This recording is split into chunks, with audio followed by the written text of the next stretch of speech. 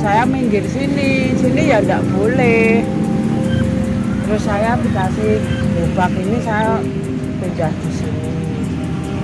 Saya sampai loh Mbak, sama Satpol PP itu sama dungki terus. Banyaknya lapak-lapak pedagang kaki lima di trotoar sudah menjadi hal yang lumrah dilihat di banyak daerah di Indonesia.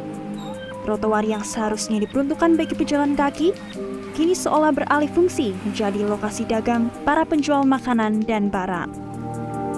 Menurut pengertiannya, PKL atau disebut dengan pedagang kaki lima merupakan suatu usaha yang non-formal, yang biasanya terdiri dari usaha berdagang. Kali ini, saya akan menelusuri lebih lanjut dengan mencoba mewawancarai pedagang kaki lima yang ada di sekitar UNS. Selamat sore Mas. Iya, sore Mas. Sebelumnya perkenalkan saya Kezia dari LPM Fakultas Hukum UNS. Dengan Mas siapa kalau boleh tahu? Tegar Sidik. Mas Tegar ya? Nah. Oke. Saya mau bertanya Mas terkait dengan pedagang kaki lima di daerah ini gitu. Nah, kalau boleh tahu sudah berapa lama sih Mas Tegar jualan kebab di sini? Saya jualan kebab di sini kurang lebih 3 tahunan, Pak. Oke. Selama berjualan di sini tuh apakah Mas pernah mendapatkan teguran dari pihak terkait? Pihak terkait maksudnya dari Satpol PP atau dari orang-orang sekitar itu? kalau teguran tuh belum pernah, Pak. Pernah sekali itu waktu corona, PPKM itu loh. Nah, tapi itu teguran kan maksimal jualan jam 8. Kadang ada yang teman-teman ini jam lebih batas gitu loh, jam 9, jam 10 gitu. Lah, tegurannya di situ. Kalau teguran yang lain tuh enggak. Soalnya di sini itu udah ada pengelolanya dari pemerintah. Kalau boleh tahu pengelola dari pemerintah itu gimana Mas? Pengelola dari pemerintah itu emang pemerintah udah nyiapin wadah di sini, Mbak. Gitu. Jadi jualan di sini boleh ya Mas? Boleh, kalau ada izinnya boleh. Kebetulan kita semua yang pedagang pagi sama sore ini udah ada izinnya. Kecuali kalau yang siang itu kan di sini ada jam minimal jualannya. Minimal jualan itu jam 3. Jam 3 itu baru boleh mulai jualan. Gitu sampai malam. Kalau yang siang itu kemungkinan enggak. Gitu. Oke. Berarti ada izinnya ya Mas? Ya, ada. Izinnya kalau boleh tahu ke siapa? Izinnya kalau itu udah ada yang ngurus, Mbak. Ada pengelolanya di sini itu udah ada namanya paguyuban nih. Kemudian pertanyaan selanjutnya Mas, dulu kan Mas sempat ditegur saat PPKM. Nah, menurut Mas tanggapannya seperti apa? Kalau tanggapannya ya waktu pada saat itu tuh ya kita yang salah sih, Mbak. Kalau tanggapan nggak ada, soalnya ya sama-sama kerja kan, Mbak. Satpol PP ya juga harus nertipin di sini. Kadang teman-teman juga ada yang nggak tertib ya udah jadi itu ada teguran itu. Sudah berapa lama Bapak berjualan di tempat ini? Ya hampir 12 tahun dari 2011 ya. Apakah selama 12 tahun Bapak berjualan itu apakah Bapak pernah mendapat teguran dari pihak terkait seperti kepolisian atau Satpol PP Pak? Sampai sini belum pernah ditegur. Tapi waktu Covid aja itu. Waktu Covid itu banyak teguran, tapi bukan teguran nggak jualan, teguran nggak boleh rame-rame. Aja. Tanggapan Bapak ketika ditegur seperti itu bagaimana? Ya belum ada ditegur, belum ada teguran. Yang pas zaman Covid? Oh ya Covid ya nggak apa-apa, kan itu memang peraturan. Ditegur ya nggak apa-apa, yang penting kan kalau ada kerumunan suruh berbentar, makan di sini kan harusnya nggak boleh bergerombol gitu aja. Kemudian ketika berjualan di sini itu biasanya pakai izin dulu nggak sih Pak kalau di tempat ini? Dulu waktu pertama kali tahun 2011 itu masih sepi, semua nggak ada. Ini ada izinnya dari sini, dari keamanan sini untuk meramaikan sini aja waktu itu kan. Sudah berapa lama Ibu berjualan di sini Bu? Saya ya 10 tahunan ada Mbak. Oke, berarti dari yang sudah Ibu sampaikan tadi berarti Ibu pernah mendapat teguran begitu nggih Bu atau bagaimana? Ya pernah teguran dari Sapari, tapi ke kongkonan itu Satpol PP itu Sapari enggak berani negur sendiri. Kalau boleh tahu tegurannya itu seperti apa nih Bu? Tegurannya itu ya pokoknya jualan di sekitar sini mbok asongan jualan gini enggak boleh. Jadi sebenarnya ini kan cuma ngeyel, kan cari makan Mbak. Enggak ngeyel kan yo Sing dienggo makani anak-anak apa? Oke, kemudian berarti dari ibu sendiri tetap jualan di sini ya Bu, di tengah Iya, teguran seperti itu. iya. Sebenarnya, kegiatan PKL di trotoar jalan sudah memiliki regulasi tersendiri yang tertuang dalam Peraturan Menteri Pekerjaan Umum Nomor 3, /PRT/M/2014 tentang pedoman perencanaan, penyediaan, dan pemanfaatan prasarana dan sarana jaringan pejalan kaki di kawasan perkotaan. Adapun syarat PKL untuk dapat berjualan di trotoar antara lain: yang pertama, jarak bangunan ke area berdagang adalah 1,5 hingga 2,5 meter agar tidak mengganggu sirkulasi pejalan kaki. Yang kedua, jalur pejalan kaki memiliki lebar minimal 5 meter. Yang digunakan untuk area berjualan memiliki lebar maksimal 3 meter atau memiliki perbandingan antara lebar jalur pejalan kaki dan lebar area berdagang sebesar 1:1,5.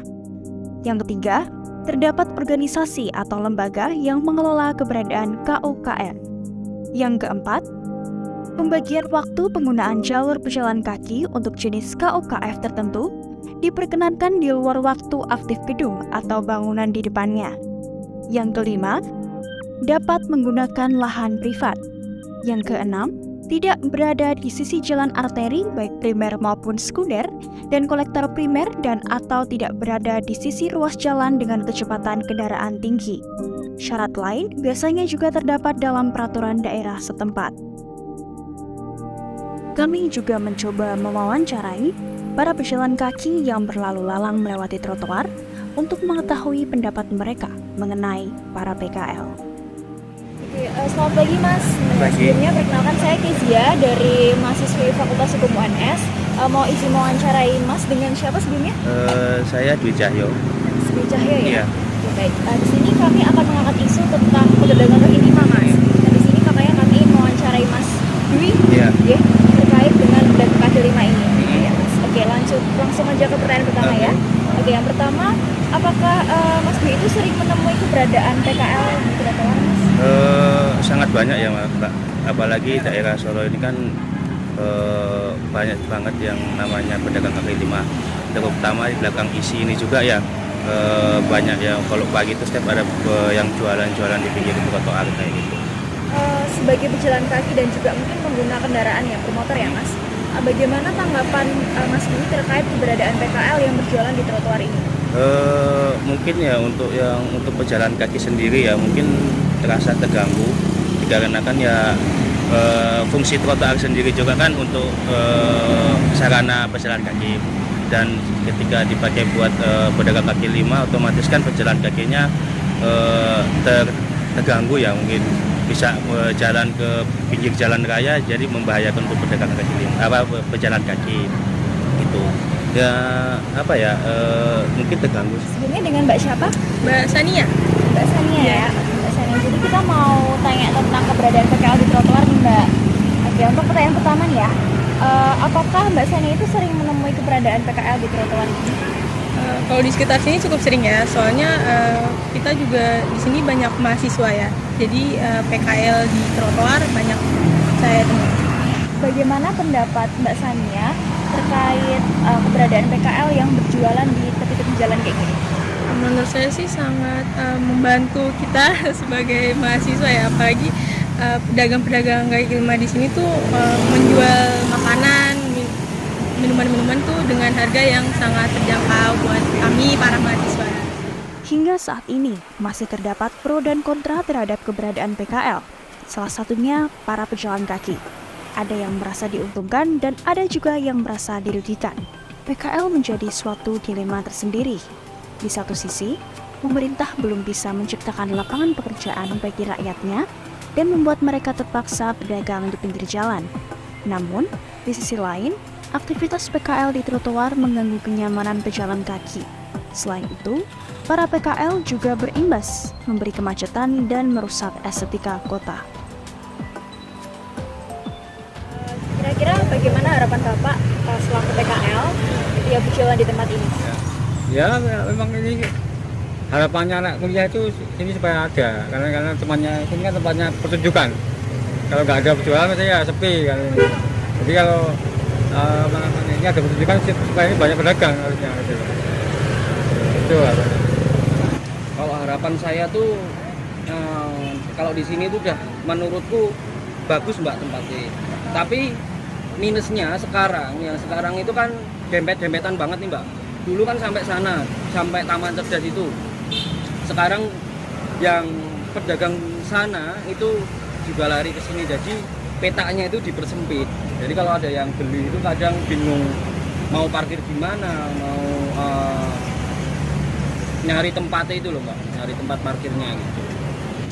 Ya saya pokoknya ya saya inginnya pokoknya jualan di sini. Wong saya di sini udah lamanya 10 tahun. Dulu di Njuruk lah, Taman Safari ini kan baru 1 bulan. Kok terus ngelarang-larang orang? Gitu loh mbak. Pertanyaan terakhir Mas, kira-kira bagaimana sih harapan Mas Dwi selaku pejalan kaki dan juga pengguna jalan terkait keberadaan PKL di trotoar untuk kedepannya harapannya? Harapan saya itu mungkin yang pertama itu bisa mencari tempat mungkin ya khususnya di belakang ini ya, belakang WNS ini juga ya, bisa dari pihak pengelola mungkin apa dari ada yang pihak kecamatan apa gimana itu bisa membangun satu tempat khusus untuk jualan ngoten lho Pak. Jadi menyediakan tempat dan tidak menggunakan trotoar sebagai tempat jualan gitu. Harapan saya sih semoga ya buat space, kasih ruang untuk kita sebagai pejalan kaki jalan gitu. Soalnya kan kayak kita sebagai pejalan kaki kan harus gunain trotoar ya buat jalan. Terus kalau trotoarnya digunain sepenuhnya sama PKL kan kita nggak ada ruang buat jalan kaki gitu. Semoga aja ada ruangnya. Hampir semua pemerintah daerah di Indonesia belum bisa menertibkan PKL, walau berbagai peraturan sudah dibuat oleh masing-masing daerah. Kira-kira menurut Anda, apa solusi yang tepat untuk mengatasi permasalahan PKL ini? Apakah dengan penertiban secara paksa? Atau penyediaan lahan khusus untuk PKL? Atau mungkin dengan membuka lapangan pekerjaan oleh pemerintah untuk mengurangi PKL? Pendapat ada di Anda masing-masing. Sekian, terima kasih.